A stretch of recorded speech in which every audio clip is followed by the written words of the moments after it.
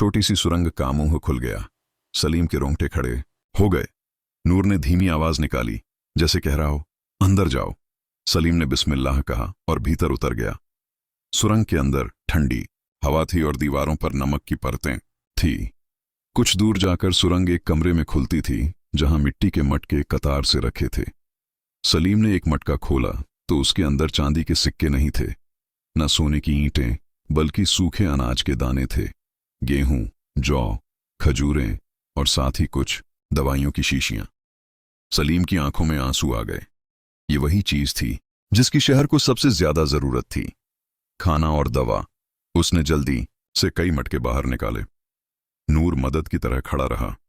सलीम समझ गया कि यह अल्लाह की तरफ से रहमत है, मगर साथ ही एक बड़ा इम्तिहान भी, क्योंकि अगर यह राज खुल गया तो लोग इसे लूट लेंगे।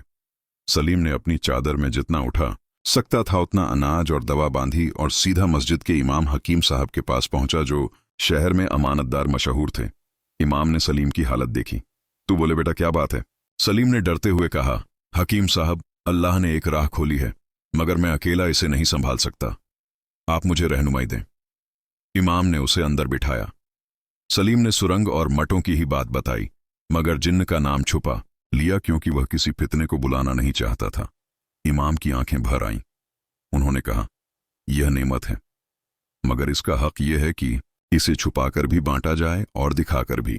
छुपाकर इसलिए कि लालच जाग ना जाए, और दिखाकर इसलिए कि शहर को सबक मिले कि अल्लाह राहें वहां से खोलता है जहां इंसान उम्मीद छोड़ देता है। उसी दिन इमाम ने कुछ भरोसेमंद लोगों को बुलाया, जिनमें एक बेवा औरत सबा भी थी जो बच्चों का यतीम खाना चलाती थी, और एक बूढ़ा लोहार फरीद था जो सच्चाई पर मर मिटता था। उन्होंने तय किया कि हर रात यह अनाज कुछ घरों में बांटा जाएगा और दवा बीमारों तक पहुंचेगी, मगर किसी को यह नहीं बताया जाएगा कि खजाना कहां है। सलीम के दिल को सुकून मिला। वह घर पहुंचा तो मां को पहली बार ठीक दवा मिली। मां ने पीकर दुआ दी और कहा, बेटा यह सब अल्लाह का करम है। उसी शाम यतीम खाने के बच्चों को पहली बार पेट भर रोटी मिली। बच्चे हंसे तो रहमतपुर की गली में कई दिनों बाद हंसी की आवाज लौटी, मगर जहां नेमत होती है वहां नजर भी होती है। शहर के अमीर सौदागर जमालुद्दीन का मुंशी कासिम बड़ा चालाक था। उसने देखा कि कुछ गरीब घरों में अचानक रोटी आने लगी है, कुछ बीमारों को दवा मिलने लगी। वह शक में पड़ गया। उसने बाजार में कान लगाए। उसे पता चला कि सलीम ने पिछले कुछ दिनों से काम छोड़ दिया है, मगर उसके घर में मां की दवा आ रही है। मुंशी की आंखों में लालच चमक उठा। उसने जाकर जमालुद्दीन से कहा, हुजूर, शहर में कोई छुपा हुआ खजाना है और मेरा गुमान है कि उस ऊंटवान सलीम को उसका रास्ता मिला है। जमालुद्दीन ने पहले हंसकर कहा, तू फितना ना फैला, मगर जब उसने देखा कि अनाज के दाम गिरने लगे हैं और लोग उसकी दुकान पर उधार मांगने कम आ रहे हैं, तो उसके सीने में आग भड़क गई। उसने दांत पीसे और कहा, अगर सलीम के पास कोई रास्ता है तो वह मेरा होना चाहिए। उस रात जमालुद्दीन ने चंद गुंडे भेजे कि सलीम का पीछा करें। सलीम को खबर नहीं थी कि उसकी हर नेक कोशिश के पीछे अब साए चलने लगे हैं। वह इमाम के साथ अगली रात सुरंग की तरफ जाने वाला था ताकि और मटके निकाल सके, मगर दूर छतों के ऊपर कुछ आंखें उसकी चाल देख रही थीं और रहमतपुर की हवा में एक नया डर घुल रहा था, जैसे किसी नेमत के साथ शैतान भी अपने पंजे तेज कर रहा हो।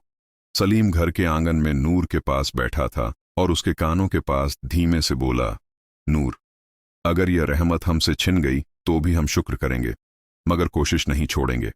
नूर ने गर्दन हिलाई और उसकी आंखों में जैसे एक अजीब सा यकीन था। उसी यकीन के सहारे सलीम ने आसमान की तरफ देखा और दिल में कहा, या अल्लाह, मुझे अमानत पर खड़ा रख। और ठीक उसी लम्हे दूर अंधेरे में मुंशी कासिम के साथ खड़े गुंडे अपनी कसम खा रहे थे कि कल रात वह उस ऊंट को पकड़कर पूरा राज उगलवा लेंगे। उसी रात रहमतपुर की गलियों में खामोशी ऐसी थी जैसे हर दीवार सांस रोककर किसी आफत के आने का इंतजार कर रही हो। सलीम अपने आंगन में नूर के पास बैठा था। उसकी हथेलियों में मां की पुरानी तस्बीह थी और आंखों में वही बेचैनी जो सिर्फ अमानतदा दिलों में होती है। उसने नूर के माथे को सहलाया और धीमी आवाज में कहा, नूर, आज रात हमें फिर जाना है। यतीम खाने के बच्चों का पेट अभी भी आधा भरा है। सबा बीवी की आंखों में उम्मीद लौट आई है। अगर हम रुक गए तो यह उम्मीद फिर टूट जाएगी। नूर ने जैसे जवाब में गर्दन हिलाई और जमीन पर खुर ठोक दिया। सलीम को लगा जैसे यह जानवर नहीं बल्कि उसके इरादे की ढाल हो।